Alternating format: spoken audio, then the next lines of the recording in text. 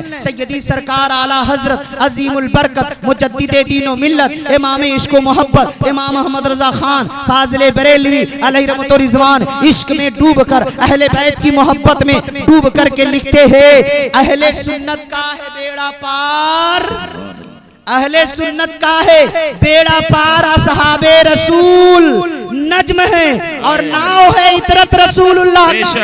हक है आखिरी बात अहले बैत की मोहब्बत पर, उसके बाद तकरीर खत्म। फिर कभी जिंदगी रही मुलाकात हुई तो बातें होंगी, वरना एक से बढ़कर एक खुतबा शोरा तशरीफ लाते हैं। आप लोग सुनिएगा, मैं तो एक छोटा मोटा मौलवी हूँ, मैं तो अभी सीख रहा हूँ, बोलने का ढंग नहीं है, बस अल्लाह ने माँ बाप की दुआओं के सदके में कुछ दे दिया है। आला हजरत फरमाते हैं अहले सुन्नत का है बेड़ा पार, असहाबे रसूल नज्म है, असहाबे रसूल नज्म है और नाव है इतरत रसूलुल्लाह की।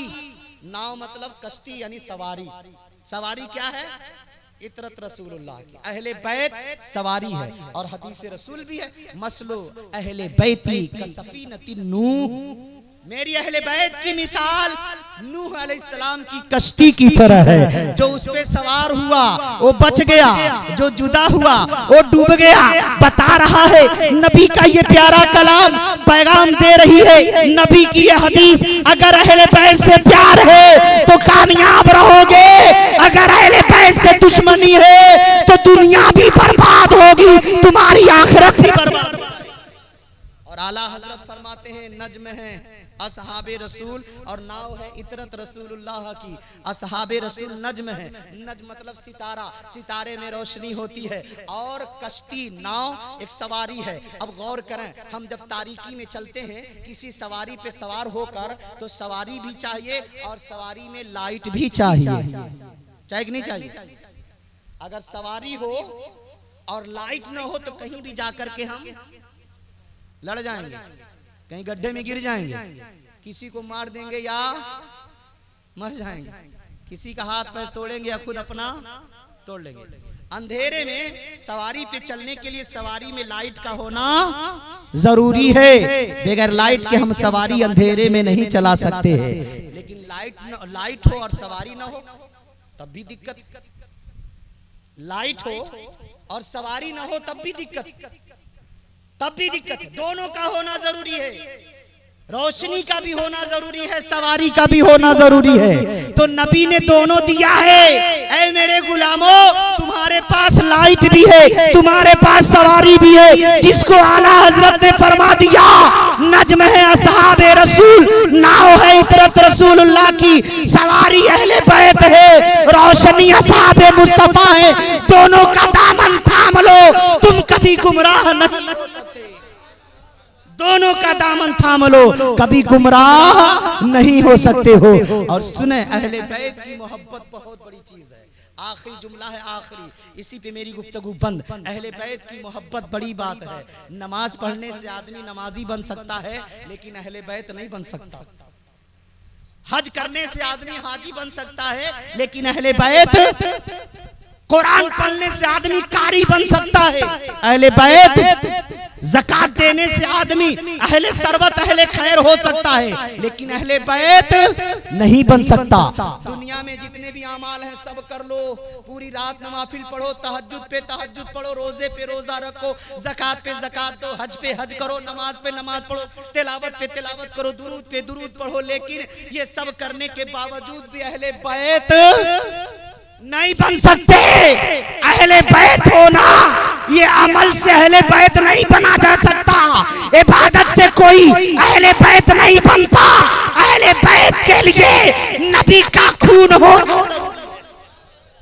अहले बैत के लिए नबी का खून होना जरूरी है, नबी की औलाद होना जरूरी है। इसीलिए तो उलमा फरमाते हैं, ओ नमाजी अपने नमाज पे घमंड करता है, ओ रोजादार अपने रोजे पे घमंड करता है, ओ कारी अपने किरात पे घमंड करता है, ओ आलिम अपने इल्म पे घमंड करता है, ओ ज़कात देने वाला अपने ज़कात पे घमंड करता है। लेकिन कान खोल कर सुन ले, ओ नमाजी नमाज पढ़ता है लेकिन नमाज की तरफ से गारंटी नहीं है मरेगा ईमान पर या बेईमान। हज करता है लेकिन हज के तरफ से गारंटी नहीं, हाजी साहब मरोगे ईमान पर या बेईमान होकर, गारंटी क्योंकि बहुत से हाजियों को देखा गया हज करने के बाद भी नबी के गुस्ताख ही रहे। बहुत से कारियों को देखा गया कुरान पढ़ने के बाद भी गुस्ताख ही रहे। लेकिन कोई कह सकता है मौलाना शकील ये कुरान तो हुदल्लिन नास लोगों की हिदायत के लिए, फिर कुरान पढ़ने वाला गुमराह कैसे हो सकता है?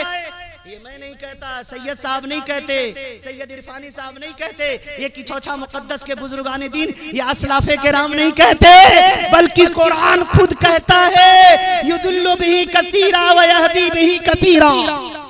इसी कुरान से बहुत से लोग गुमराह हो जाते हैं और बहुत से लोग हिदायत भी पाते हैं। तो गुमराह कौन होता है, हिदायत कौन पाता है? तो कुरान को जो सही तरीके से अल्लाह और उसके रसूल के अदब के दायरे में कुरान को समझता है वो हिदायत पाता है, और जो गलत सलत तर्जमा करता है वही गुमराह हो जाता है, वही गुमराह हो जाता है। तो हज के तरफ से गारंटी नहीं, हाजी लाख हज कर ले, जा हर साल हज कर ले, लेकिन हज के तरफ से गारंटी नहीं मरेगा ईमान पर मरेगा या बेईमान होकर मरेगा।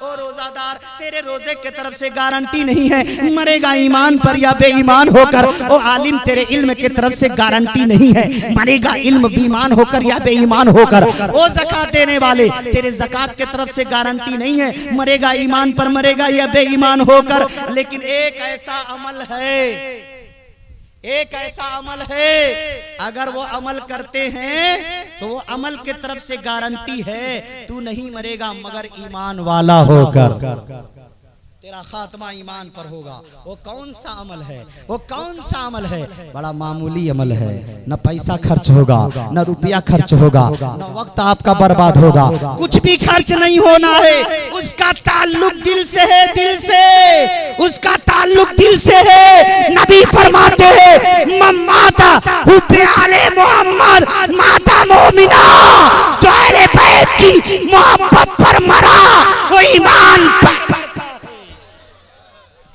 वो ईमान पर मरता है। अहले बैत की मोहब्बत, वो अहले बैत हैं जिनकी शान में आप ये प्रोग्राम रचाए हैं। एक अल्लाह का प्यारा बंदा, अल्लाह के प्यारे महबूब का खूनी रिश्तेदार यहाँ मौजूद हैं।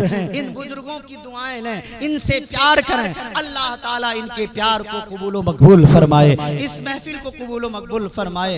रब की बारगाह में दुआ मौला सबकते लसानी से बोलने में कोई गलती हुई हो मौला, तेरे हबीब और तेरे हबीब के इन प्यारे बच्चों का वास्ता मौला मेरी उस लफ्जिश को माफ फरमा, और जो कुछ मैंने बयान किया उस पर सारे लोगों को अमल की तौफीक रफीक अता फरमा। वमा अलैना इल्ला बलाग। अस्सलामु अलैकुम रहमतुल्लाहि व बरकातहू।